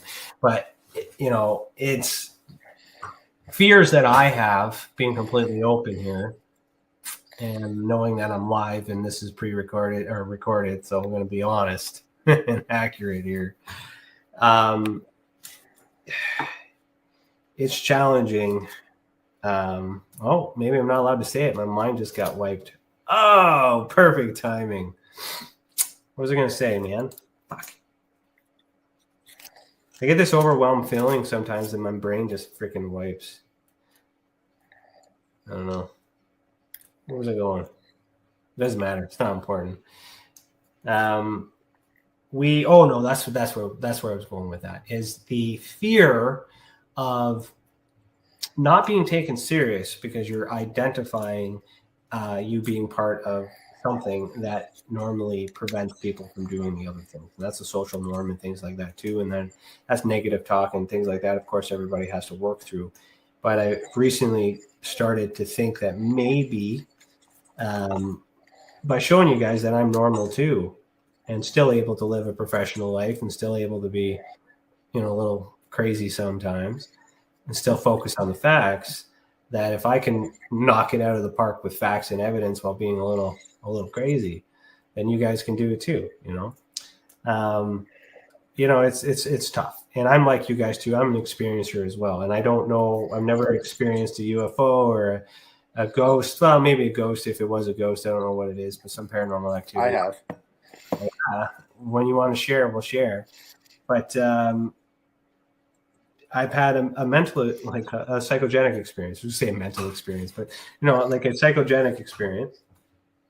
And it very well could have been caused by trauma at a time that in my life. And that's what my higher self gave me, is this map that created the Experience Through Support Association, and good things came out of it.